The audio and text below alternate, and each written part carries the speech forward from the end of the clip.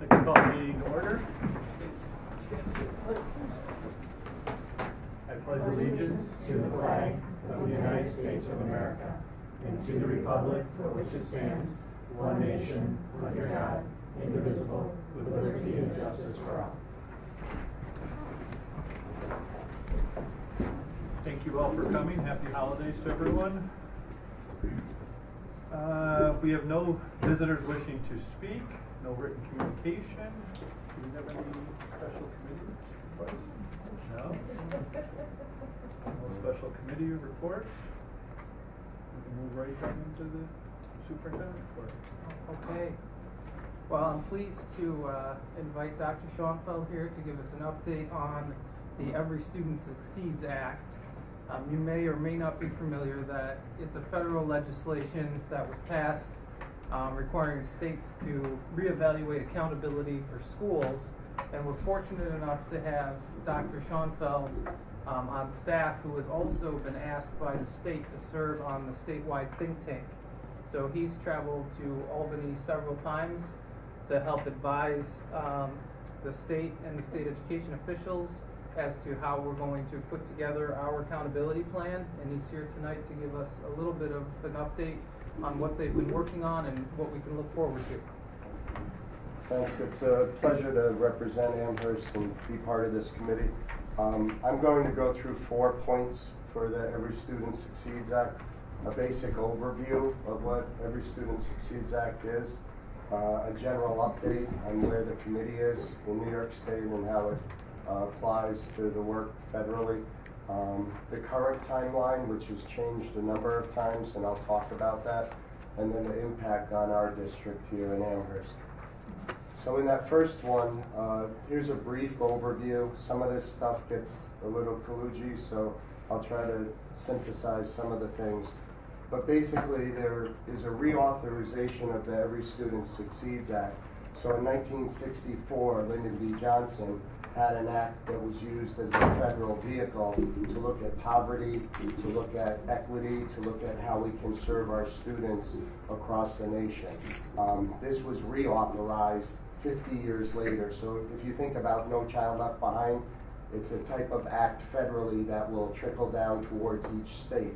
So they use that vehicle to reauthorize it, and Barack Obama did that approximately a year ago, to use as a vehicle to look at what we currently do. Second bullet does state it's federal legislation, so some of these things are pretty clear in the legislation and what has to be or not have to be taken care of at the state level. I've been part of also this work for the past 6 months, I'll say, and the state has interpreted some of the regulations differently. So think about federal government looking at the educational department stating that when we read this particular regulation, we interpret it as one thing, and New York State doesn't see it necessarily the same way. So we pinpointed some of those areas, and I'll call those high concept areas.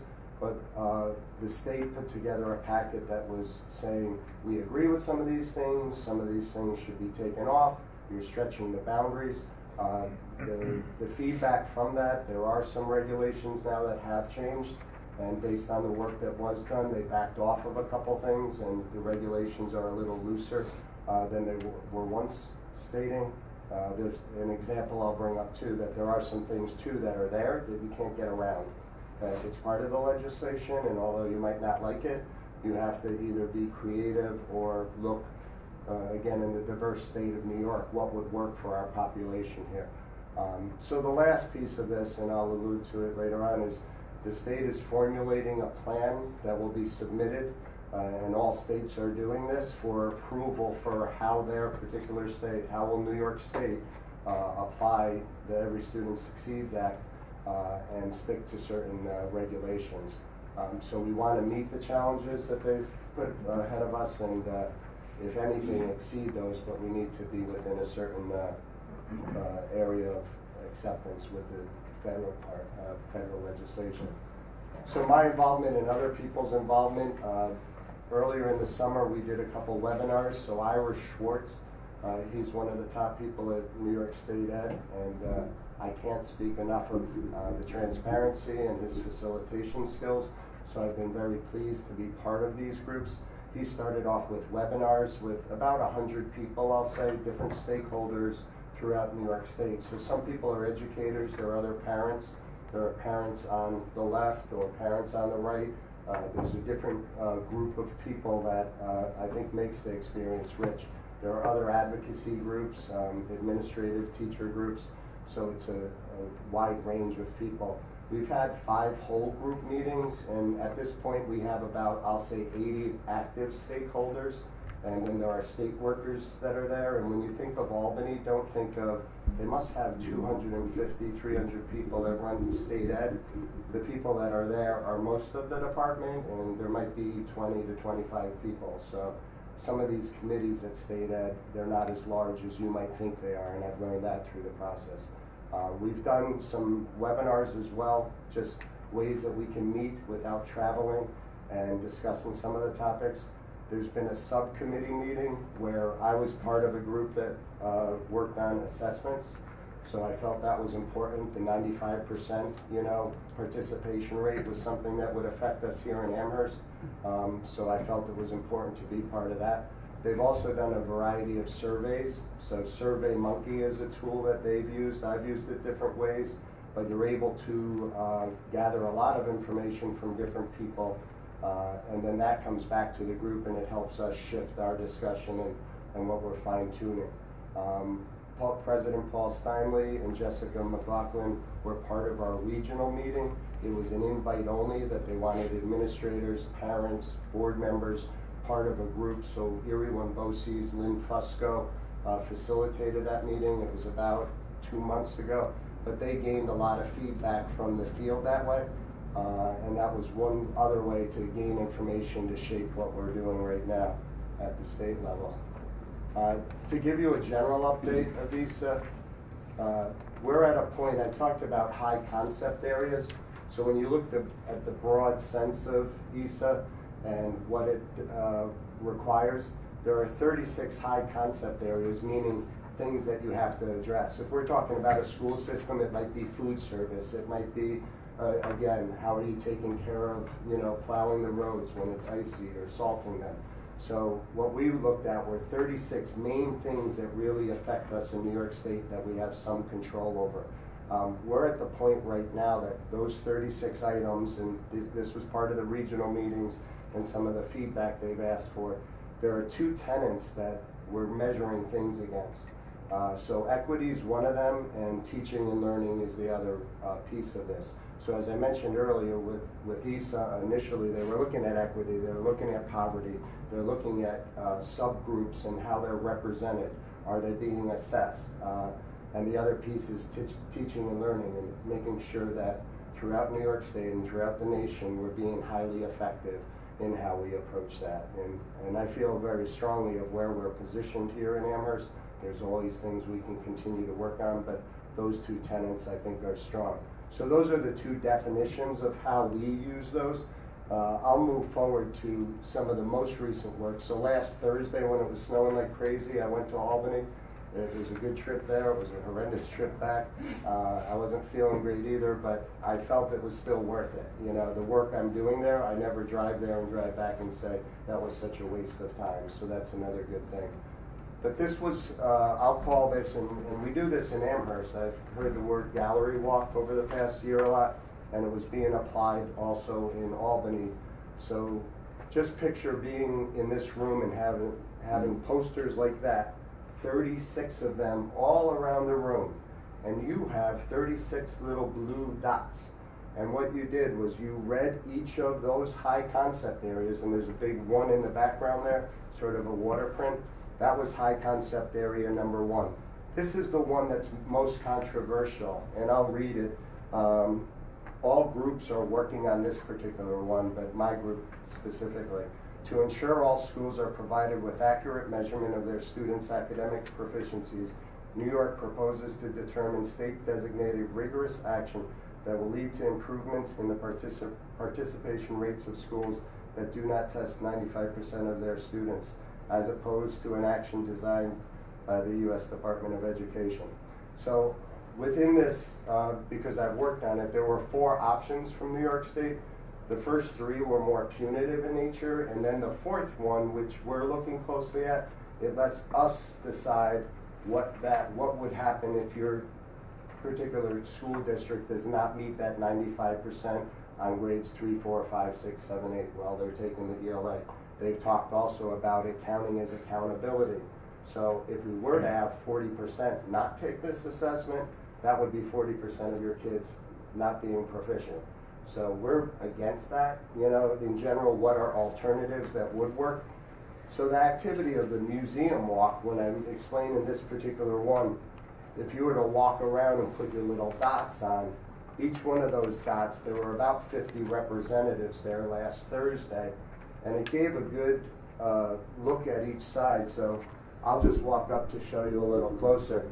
If you were to put this dot way over here in that quadrant, that meant that you felt from 0 to 10, this particular high concept area was 10 out of 10. High concept area of we should have this, and I think it does help support equity. If you put it over here, it also meant that it was really high on improving teaching and learning. So we sort of put the lens on as you walked around this big room and looked at each one, where did you put your dot? So as you can see, most of them are down in that lower quadrant, and as you would know, okay, not very high. We don't think this helps equity, although it might have been intended to get all of your kids tested. It doesn't mean that all the kids that are misrepresented are refusing to take a test. And for teaching and learning, because they're taking the test, does that mean that you're focusing on teaching and learning? So based on this information, we did this museum walk and then came back to report out on that. And our next steps moving forward is how can we hone in on changing that slightly, and or in some cases you might say this isn't working, or focus just on equity, because it might be in the top left corner, and that meant, well, it really helps equity when we do this. If you did training for new teachers and you did something on diversity or cultural responsiveness, that would help with equity. It might help with teaching and learning. So these this was an activity that I'm just trying to explain. That's the type of work we're doing, which it's not a perfect science, but it definitely helps you get a feel for New York State and what the representatives are doing, and then make movement to move forward. So the timeline, as I mentioned, and I'll just start with the please note at the bottom. Timeline may change based on new presidential administration. So due to some of those factors, and President Trump is president-elect right now, when he takes office, some of these things could change slightly. But there's been a schedule that has changed 2 times. New York State had to either by May or by March of this year put your proposal into the federal government. With the election and things, they bounced that back. And Commissioner Elia decided to wait. Like, why be the first one to put this in? Let's be the second one and see what other states' plans, what they look like, what are things we can learn from them, what was accepted from the federal government, so that she bounced to May. Then it changed to you could do it the end of May or do it in September. And right now, the decision is to place our application to the federal government with our defined ESA regulations and how we want to do it in New York State in September. So some of these things, it will go to the Board of Regents in May. Some of this is draft plans. I will note this specific one here, the 4th one down.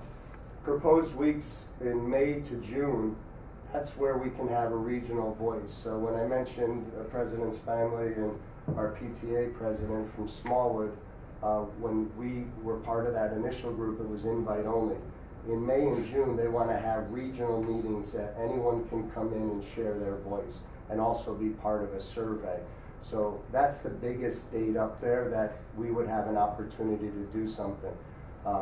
Board of Regents will meet in July, and move into the next part. In September, that second one, the Board of Regents staff will seek approval to submit the final state plan. So by September 18th, that's the deadline that they plan to submit that plan to the U.S. Department of Education. Again, this can change slightly, but that's where we are right now.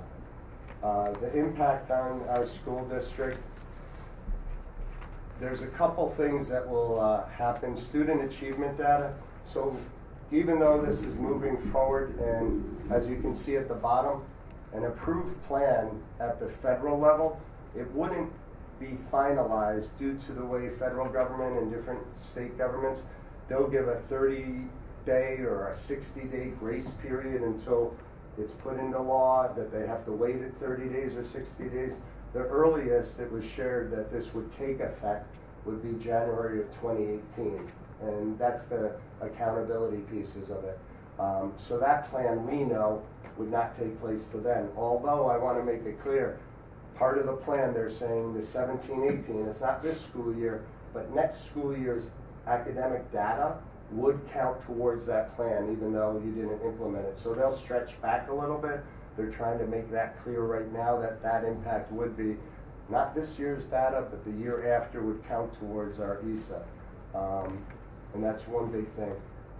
Another impact that is more pressing and will take some time to develop. There's no plan for this. So there's a lot of dots and things there. But basically, in the first green dot, create a procedure for statewide expenditure reporting. Then it goes into track per pupil expenditures at the school and district level. That yellow bullet is something we've never done before. So federal and state money will come to us. They want us to track that by building. Where are you spending that money? So the concept of you give your child potentially some allowance. Where does that $10 go? You know, if it was $10 you're giving your child, are they, blowing it at buying chocolate chip cookies at lunch? Are they going to Starbucks? Are they putting $5 to invest, in their future and putting that in the savings fund? But they want to know, the state government and the federal government, if we're giving you money for these types of equity and teaching and learning, how are you spending it? It's a cumbersome process in how you delineate this. We've never had to do anything like this. We've had grants before that you keep track of, but at the school level, this is something new. It won't take effect until the following school year. So report out 17-18 expenditures. So again, this is that same data source, that time frame.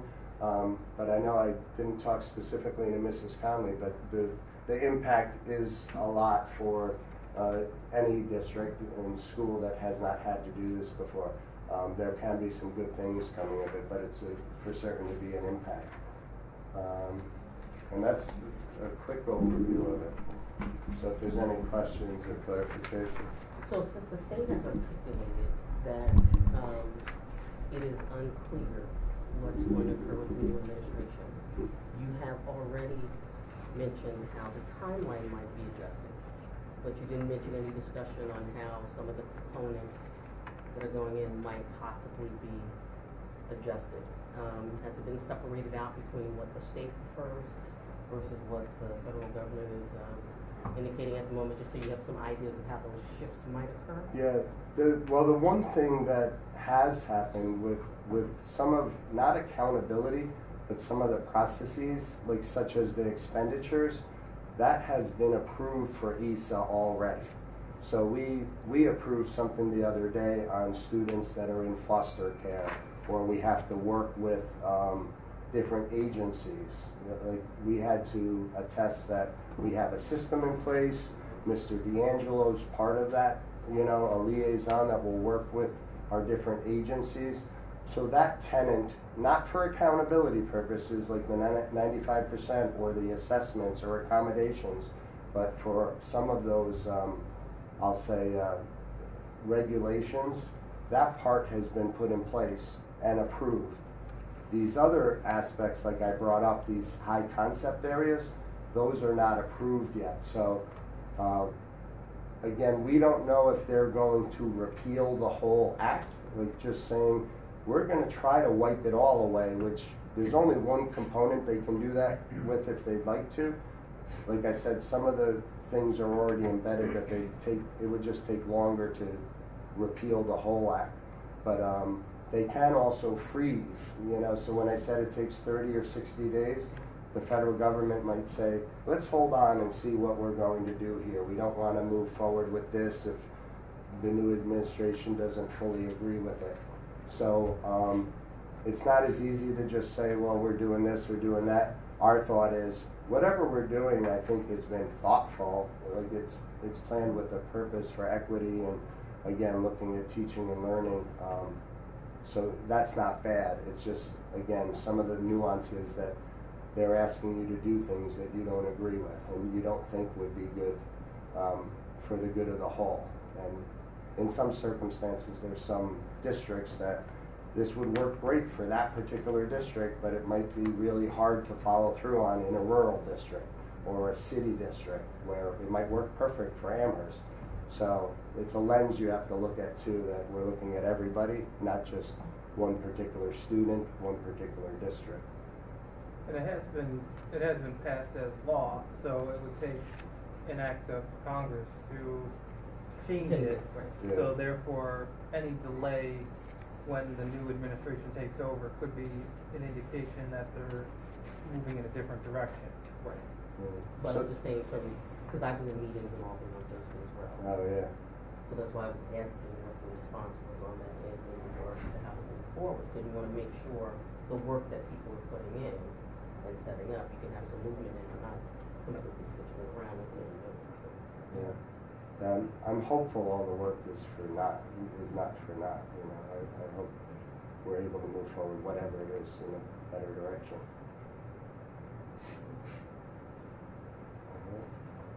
Yeah, I know you hit on the two biggest pieces that are being talked about is the accountability as it relates to opt-out. That's been a concern that school districts beyond the 5% those students would basically count as not being proficient. And then this new regulation of reporting that we don't have a mechanism to accommodate right now. So I'm thankful that, you know, prior to Dr. Schoenfeld's arrival in Amherst, he was connected very closely with Albany, and based on his work and reputation, they asked him to be part of this statewide think tank, which is really I think a prestigious honor and speaks to your reputation statewide, but also a benefit to our district as well, to have your voice at the table. So thank you for the update.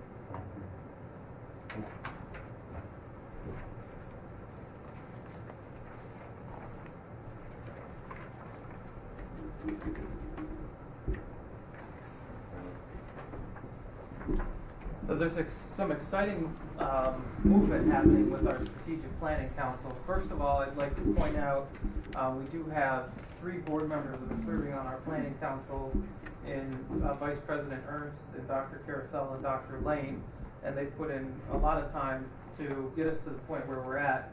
And I think they would agree with me that we've made some significant progress, and as we move forward, we're hoping to come to this board in the spring and present to you a plan for adoption and approval. So that's exciting news. So just to go review where we've been, this started in April with a significant amount of research and data gathering from the Warner Center at the University of Rochester.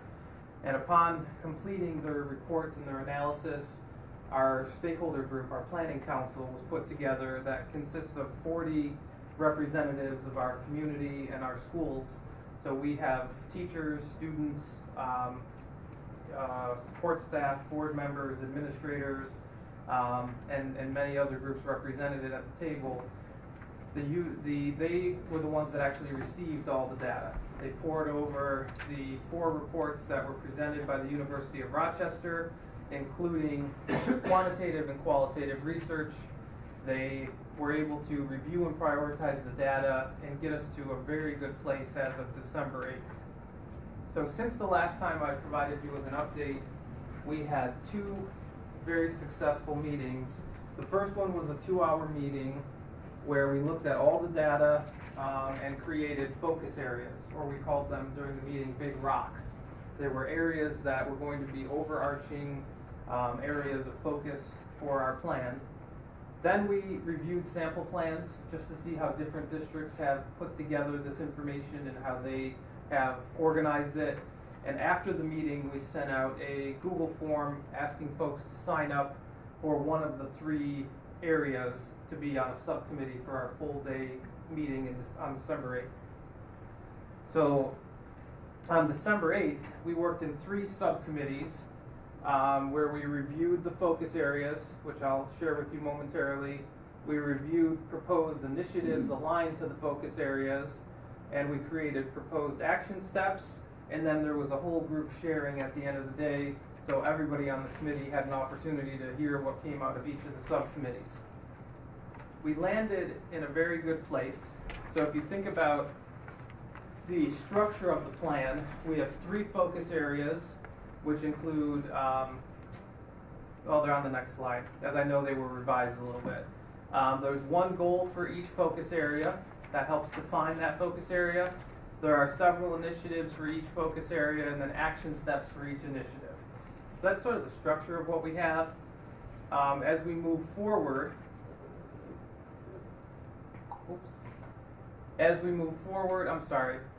I inadvertently left out the focus areas, but Deb, if I can recall from the day, it was learning and achievement, I think was the first one.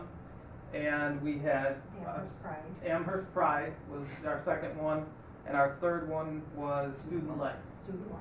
Yeah, student life. So underneath each of those focus areas, there would be 1 goal for each that would help define what that big rock meant. And then there were several initiatives which were really derived from our data and the analysis that we did going through those 4 several reports. And then our action steps for each initiative were brainstormed within the small group and the committees. So it was a pretty comprehensive process to get us to that point. Now what's happening, as I get to where we're headed, we're looking to clean up some of the language, because of course when you have 40 different people contributing to one document, you're going to have different voices in there. So our consultants at the Warner Center are taking what we wrote, cleaning it up, sort of threading it through with one voice. And our plan is to come forward in the spring and present it to the board for approval. And then the real exciting part of site-based action planning is what will occur after that. So we'll work with the administrative team to map out the initiatives over the 5-year period, and then each administrative team will work with their buildings or their area of supervision to create those site-based action plans. And it will give us what we've been looking for, I think, which is a plan that gives everybody rowing in the same direction and puts everybody on the same page. So we've been busy since the last time I gave you an update, but I tried to give you as brief an update as possible so that you're prepared in the spring when we bring that forward. I apologize I thought I had a slide in there where I had the initiatives and the goals. I can send that to, or I did send that to you, I think a week or so ago in the bulletin, but I had a slide here and I'm not sure what happened to it. But if you are interested in seeing those again, it's available in the documentation that was sent to you. Does anybody have any questions for me? Do you have any preconceived notions of what was going to come out of this?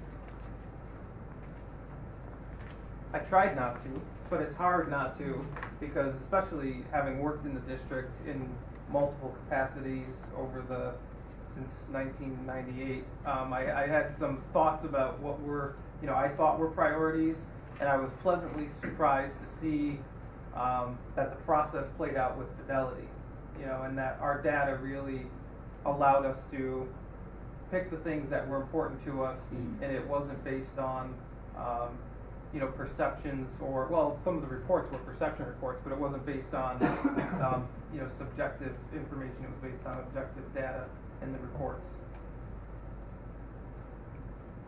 This is a big process, obviously. We talk 5-year span.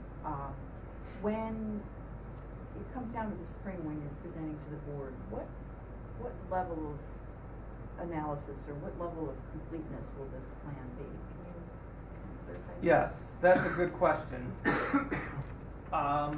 Probably best to use this illustration. Those are the items that would be contained within the presentation to the board. Not necessarily in that format, but you would have the focus area as the overarching focus area, then the goal statement, and then you would have the initiatives. And let's say there's 5 initiatives underneath, Amherst Pride, and then 2 or 3 action steps for each initiative that are written in a way so that they could be, in some cases, broadly interpreted, or in some cases they're very specific. So one of the best examples I can give to you is underneath student life. There was an initiative to revisit character education within the district, and then an action step was to create a K-12 character education committee so that we have vertical alignment with our character education program across K-12. So that's an example of how that may look as it gets presented to all of you when we get closer to having that one voice in the writing completed. So there are some areas where it's very specific, and then there's other areas where it allows for some interpretation based on needs of individual buildings.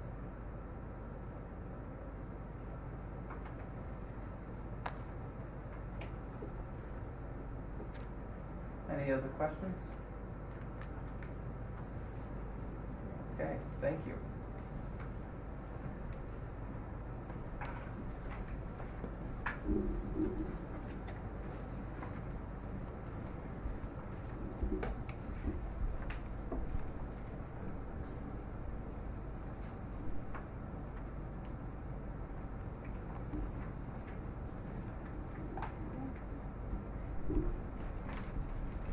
Right. Okay.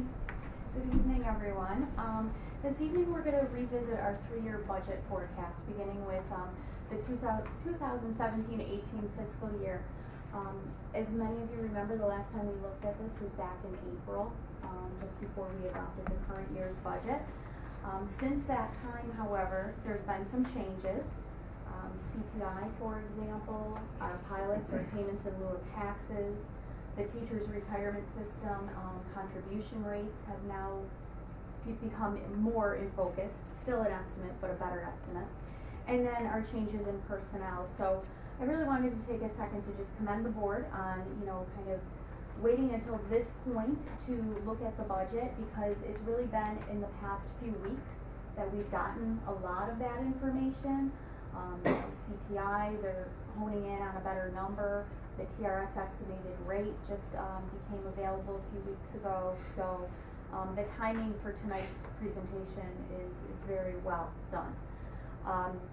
As you know, we'll get into the revenue side of things, but as you know, state aid and the tax levy, the first component here we're going to talk about, are our main sources of revenue. However, the state has really restricted those revenues. Our 2 biggest sources of revenue have been contained, if you will. We really don't have much authority over that anymore. And as stated in the past too, the budget, it's a picture that kind of comes into focus. So in the coming months, it'll come into better focus. Right now it's still blurry. You're going to see that tonight when we go through these different components. Getting a little bit more in focus than it was last April though, however, I'm happy to report. So the first section here is our property tax levy. That again is based on the tax cap formula. We are awaiting a final CPI, the tax-based growth factor, and some final figures for the exclusions. In this projection here, last April, we were projecting a 1% flat, 1% CPI. In this projection here, you're going to see this evening, that includes a 1.15% CPI. That was the number we heard prior to just this past week. We heard it could be anywhere from 1.23 to 1.26%, but we will not know that until mid-January. So for tonight's presentation, we used the number that we last knew of, so that could change. Pilots are payments in lieu of taxes. Those are based on current agreements with the IDA. We have had some updates in the assessments on those properties, to the tune of $2.5 million. So you will see an increase in that particular area of revenue as compared to last April. So that's positive news as well. County sales tax, unfortunately, the collections for this first half of the year have slowed, and they are expecting that to continue.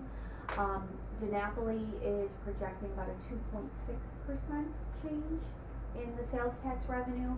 So we look historically back on what we've received in Amherst specifically and how that compares each quarter as we move along in this year. We compare it back to the prior year.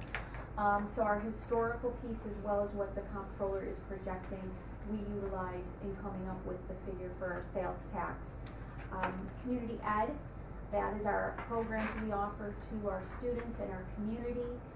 That is based on past performance. It also includes our before and after school programs that we run in our elementary schools. And that's been performing very well. Interest income, however, unfortunately remains low.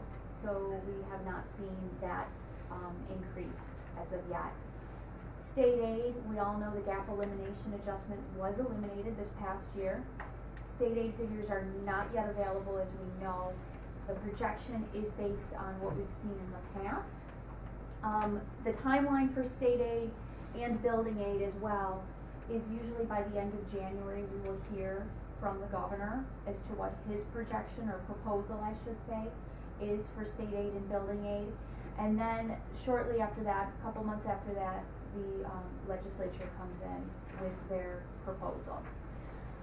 Building aid is based on our current and projected debt service obligations, all of our past borrowings for capital projects, and other revenues are Medicaid reimbursements, building permits, all of those miscellaneous type revenues are also projected based on past performance. These are the numbers associated with those assumptions. So the 16-17 column here is what we budgeted for this current year for the various categories. You can see our overall revenues for the current year are $55.65 million. For 17-18, you can see how those assumptions have trended or how they will project. So you can see here, it's important to note a couple things above here. We're projecting a tax cap levy at this point with the factors we're projecting of 2.91%. That may change. State aid, we're estimating a 2.55% change in state aid. That's mainly due to our expenditure-driven aids, as they're referred to, BOCES, transportation, things like that. So as we spend more in those areas, our aid will also rise the following year. Building aid, as we discussed last year, we had a bump up in our building aid for 1 year. We do anticipate that though to go flat and to level out for these next several years as we've gotten our final cost reports in. So that will go flat. We did put some money into this year's budget though from that to hopefully recover some fund balance and put that into our reserves, as we used quite a bit of our reserves this past year. Payments in lieu of taxes, you can see there, the change again is due to approximately $2.5 million change in assessments, as well as each year those properties are on those agreements. They have an increase in the amount that they're paying. So they generally start about 50%. They go up each year about 5% from there. County sales tax, again, based on what we budgeted. We did decrease it for 16-17 because we did see a decrease in those revenues. And then based on what DeNapoli is projecting, we've used a 2.6%. Hopefully by the third year, it may increase a little bit more up to 3%. Community education, again, about a 5.5% increase. Interest earnings, relatively flat, only 2% in that area. But it's only $18,000, so it's not a huge revenue source. And then our other revenues, we've been seeing more timely payments and reimbursements for our Medicaid and things like that, so that's contributing to the 13% change. So overall, year to year, revenue, budget to budget, you're only looking at possibly a 0.10% change or increase in that, area. And then you can see the years out. As I've said before, you know, as we learn more information, we do update this, so we will continue to do so. Again, our two biggest categories of revenue you can see here, property tax levy and state aid. On the expenditure side of the budget, in the areas of personnel, some things that we need to keep in mind as we're building the budget, are increases in minimum wage that are scheduled. There's a 70-cent per year increase, substitute costs, professional development, and staffing needs going forward. This projection is based on our current staff of record and our current collective bargaining agreements. Now this year so far, the board has accepted 2 retirements, so that is built in to these numbers here. If any future retirements should come to the board for acceptance, that will be built into the budget as well. In the areas of benefits, this includes our employer's retirement system, or ERS. That is 15.5% currently. We haven't heard anything yet on the expected employer contribution rate. So once we know that, we may change this. And we've kept that percentage flat for the 3 years in this projection. So as we learn more, we will modify that. The teacher's retirement system, or TRS as it's known, it was 11.72%. We did change that because right now they're anticipating a 9.5% to 10.5% contribution. We took the conservative approach here. We did 10.5% each of the 3 years going out. However, recently there was a report in, I believe, the On Board that's published that said we shouldn't get too excited about that decrease. They feel it may be short-lived and that we may see the year after an increase in that because it's just not rendering the outcome on the investments in the teacher's retirement system. Health insurance, we're estimating an 8% increase in that area. It's not yet established. However, I'm cautious in this area because, as we know, we've had a few high-cost cases as of lately, and we've been seeing our costs for health insurance increasing. So we are self-insured. It's still a great value for the district. Our premiums are less than some other programs that are out there. But we are self-insured, and maybe as we move on through the budget process this year, I think we should talk about maybe having a max loss contingency in the budget and putting a separate line, because we cannot have a reserve for this expenditure. So maybe have a contingency built in, don't spend it if we don't need it, but have it in there because we can't exceed the total budget that the voters authorize. So just something to consider as we move forward. Nothing has been built into this budget, though, regarding a contingency for healthcare. Workers' compensation, we are part of the BOCES, New York Workers' Comp Plan. The rates have not yet been established, but that should be coming very soon. We have started talking about the premiums on workers' comp. I'm not expecting too much of an increase in that area, so that will help us out. General support and instruction. These are all the supplies, materials, professional development or travel, equipment, our utilities, things like that. So all of the non-payroll, non-benefits section of the budget. We usually have about a 2% increase in that area, so that we're continuing out for the next several years. BOCES, all of our services that we receive through BOCES, our Harkness programs, some special ed programs for our students that have the needs. We are assuming an 8% change. However, final rates and participation are not yet established. We will be meeting with BOCES towards the end of January, early February, to start working on that part of the budget. Transportation, this includes our home to school, as well as our special ed and our athletic trips that we have within the district. Our contract calls for a 1.5% increase. We also have the fuel costs to pay for.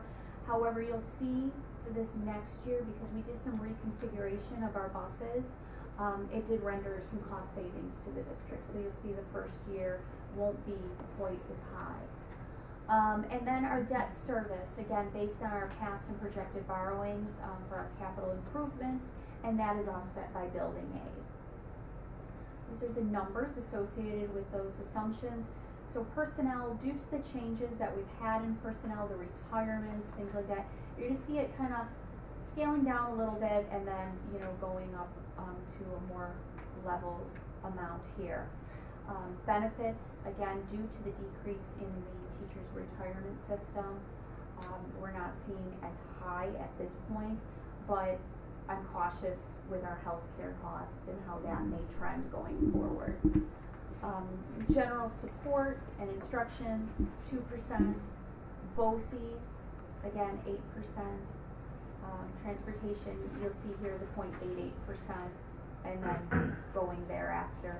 And then our debt service, we are having some debt fall off the books, not too much, and that's the reason for that.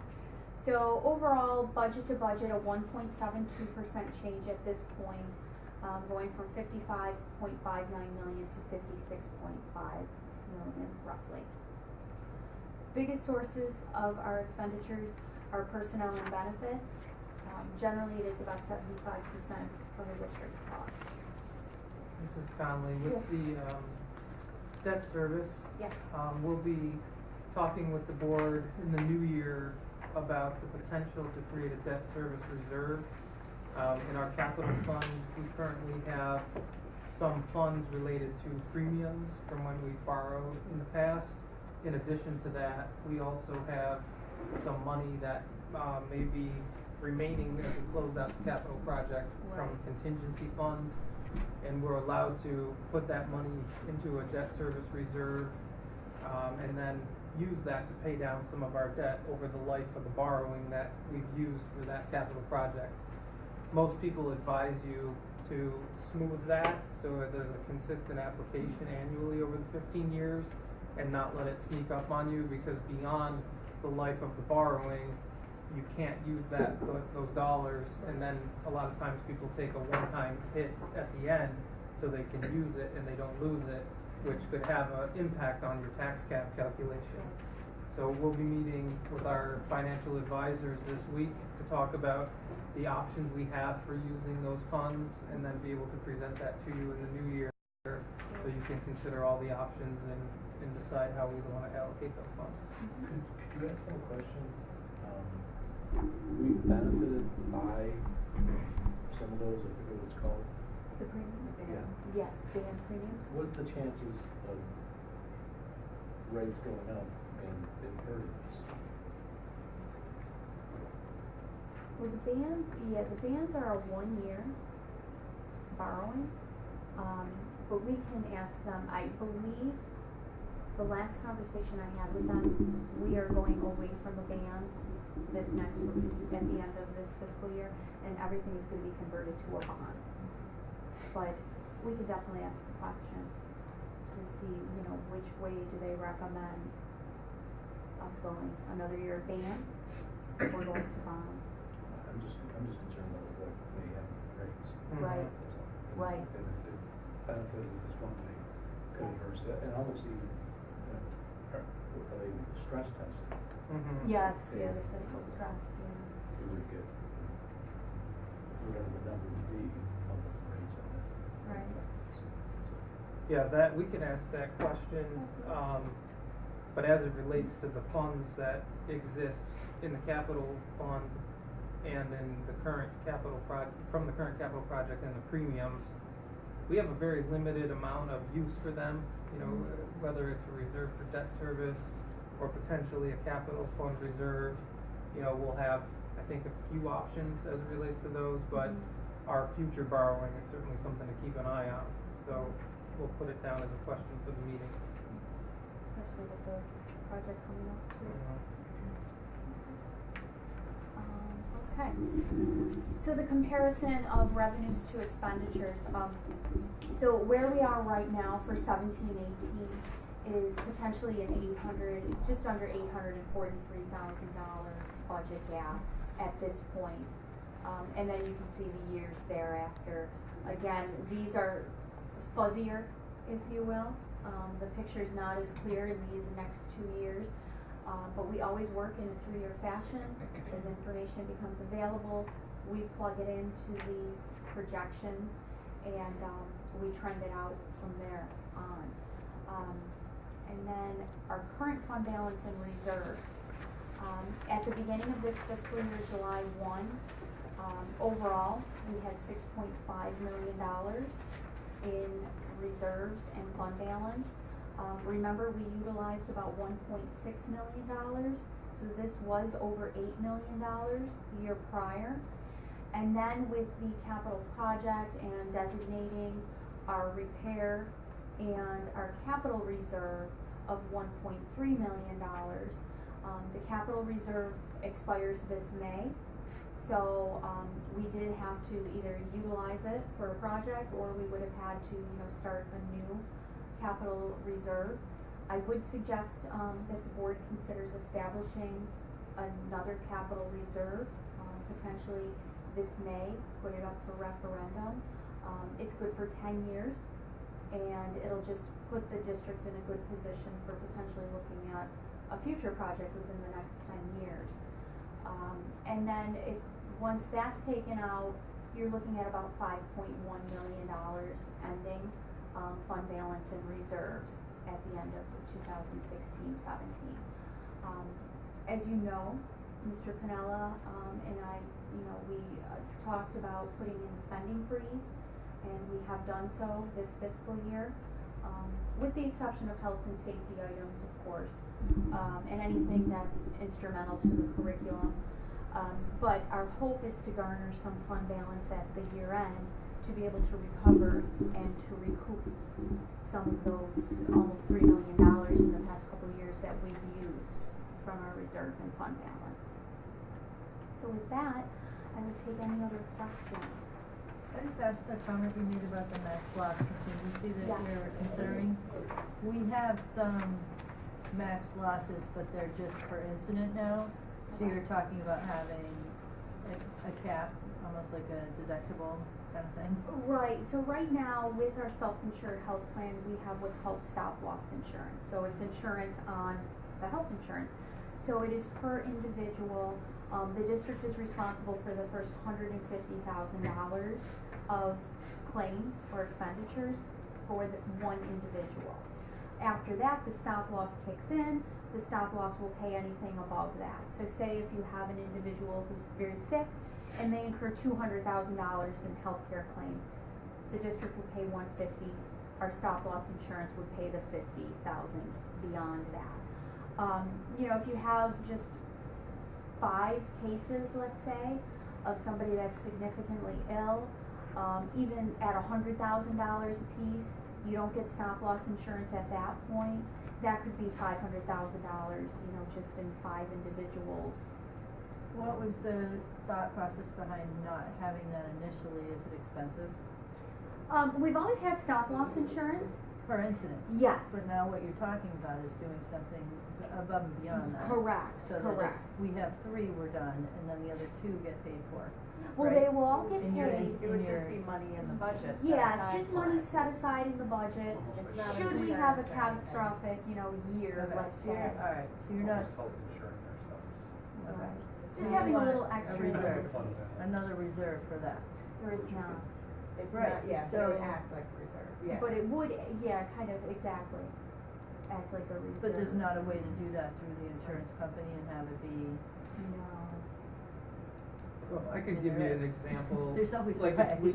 if we budget $6 Doesn't million matter what we're paid. if we budget $6 million for healthcare, and our claims come in at $6,250,000, we're not able to exceed that $6 million because we don't have a reserve tied to the healthcare account, and we're not allowed to do that. So what we're suggesting is a fund balance appropriation where we would just call it appropriation for max loss to the tune of about $500,000 was the estimate we got, so that in the event we exceeded the budgeted amount and it happened at the end of the year where we didn't have a time to transfer money to the healthcare account, then we would be covered in terms of our appropriation, and we wouldn't exceed the voter authorized appropriation. So basically, the idea is, let's say this past school year, we had several claims come in July and August that were for services rendered in May, and they came from a hospital, and they were quite pricey, and we didn't see them coming because we didn't know the services were rendered in May. We got the bill in July, but we still have to book it in our previous school year. So this is an appropriation that would cover us in the event of something like that. So without the ability to have a reserve account for healthcare, because the law doesn't allow it, it's just a way to appropriate fund balance to give you a little bit of buffer in case your estimate for your healthcare amount is exceeded. So what happens right now if we do exceed it? You know, Well, we monitor it monthly. Yes. And we look at trends, and if our trends are trending high, we've been transferring money to that account to try to account for it. But if we're not right now, if we do exceed it, in the past, what we've relied on is the fact that we've had about a 2 to 3% contingency within the overall general fund. As you are aware, we didn't have that the last 2 years. So with the budget being extremely tight, you know, you have to have some way to give yourself a buffer. So, you know, in a $50 million budget, if you have a 3% contingency, that's roughly $1.5 million, you're covered if something were to happen that were unforeseen within healthcare, because it's already in your appropriation. We didn't have that luxury last year and the year before. We came within 70,000 of our appropriation 2 years ago and like 6,000 of our appropriation last year. So as we've tightened our budgeting practices, we've created a little bit of an area of concern, but we could easily address it with that appropriation for max loss, which is separate from the stop loss insurance. Right. They're two different okay. categories. I was confused about whether you were actually looking at putting something in place with the insurance company. Right. But what you're talking about is just something, Right. I understand. I And mean, within what our you budget, could we just do, do so. what you could do, I would not recommend it, but what you could do is you could lower the stop loss amount. So you could say, kind of like your Yeah, I get it. deductible, you know, on your home or your car, but you pay for that. And I wouldn't recommend that. I would recommend hanging on to the dollars and, you know, maybe building a contingency just in case on that rare occasion. I mean, overall, in meeting with a third-party consultant, the plan's been performing very, very well if you look at it over a number of years. They said it is very typical over, you know, 7 or 8 years. You are gonna have a bad year or so. So this is a tough year that we're in with the health plan right now. But overall, as I said, it's a very competitively priced plan. When you look at other plans, we're doing very well. But just with the tighter budgeting and the risk we take, it's probably a good idea to have some contingency built in there for that purpose.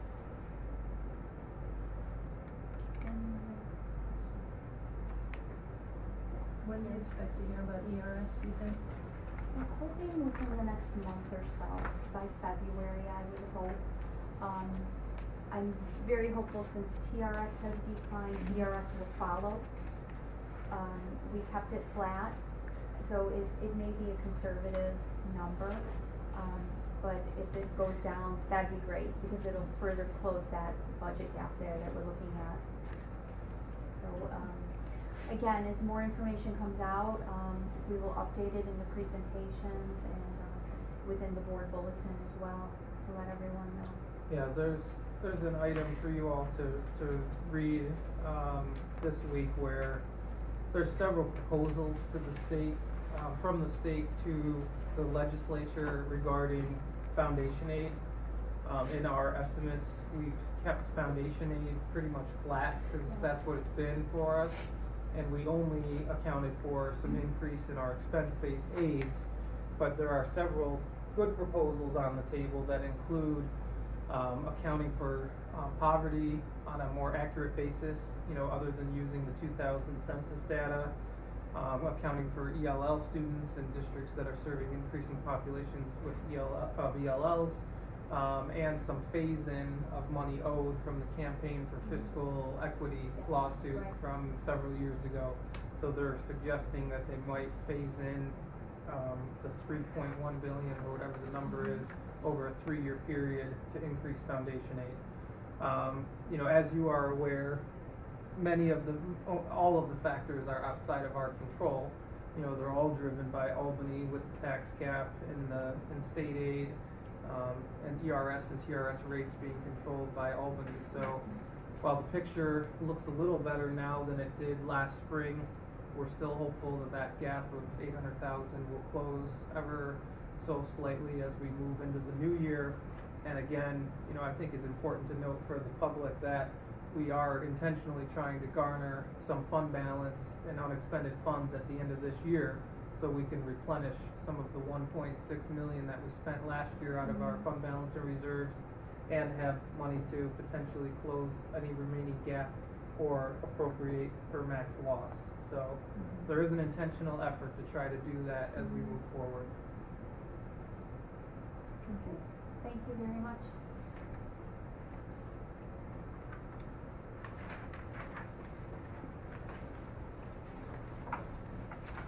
That's it. All right. Before we get into new business, I just wanted to say thank you to our team here that worked on the capital project, as we did have a successful capital project vote this past week, moving forward with the $30 million project. And both Mr. Pinella, some of the people on the capital project, the administrative team worked very hard to educate different groups throughout the district on that. So I just wanted to say thank you for that. I mean, we obviously passed with almost a 90% approval, so it's very good. And thank you to the community for your support on that vote. Very positive. With that, I will ask for a motion on new business items. I make a motion for new business items 1A through O, 2A through L, 3, B, C, D, E, G, and H. It's two of the three. Oh, sorry. No. That's the other, sorry. A through N. And 3, B, C, D, E, G, and H. We have a second. I'll second it. Any discussion? I would like to first just thank Mrs. Goldhawk. I see on here we're accepting a donation from you for Namir for My mother buying that for me in middle school. a musical instrument, so thank you for that. Also, we are approving a bond resolution tonight for future financing of our recently approved capital project.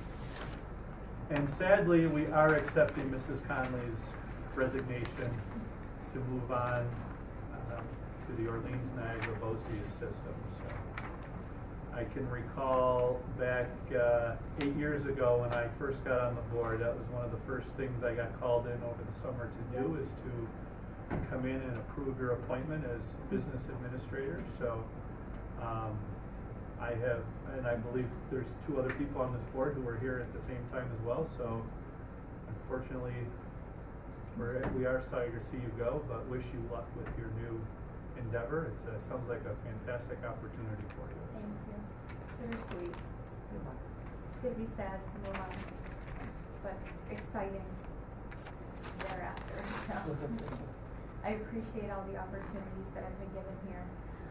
I know before tonight's meeting I was thinking, wow, there's only 3 board members still on, and it was only a little over, 7 years, 8 years ago now. So, but even though the faces have changed, your goals have remained the same, which is looking out for the future of the district, what's best for the kids, and you have a lot of hard decisions to make. So I appreciate the support that you've given me in my position throughout the years. I know not all business administrators are as lucky in their district. So I thank the board. I think Mr. Pinella has done a great transition with him coming on board.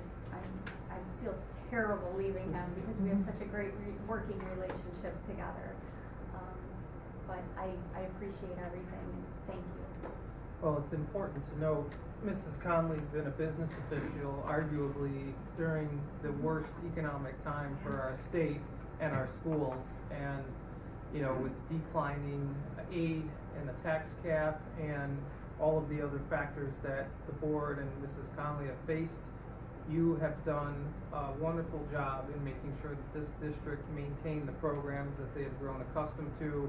And we've actually benefited from the work you've done by hiring folks that have come to us with a great number of years of experience from other districts where there may have had to have layoffs or things like that. So thank you.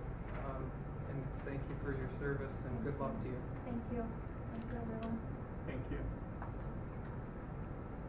Well, with that, I will, all those in favor of approving new business items F1, A through O, 2A through N, and 3B, C, D, E, G, and H, please say aye. Aye. Aye. Motion carries 6-0. Ms. Cassett, do we have any follow-up action items? Do you want, Mr. Bigelow's question as an action item? Yes. Please. So, Mr. Bigelow asked, that you asked, what are the chances of the rates going up and hurting us? Yes, and the potential risk assessment. Potential risk assessment. Okay. Is that it? We need a motion to convene an executive session. I'll make a motion that we can move to executive session for the negotiations of the Administrators Association. All those in favor? Aye. Aye. Thank you, everybody, for coming. And happy holidays to you.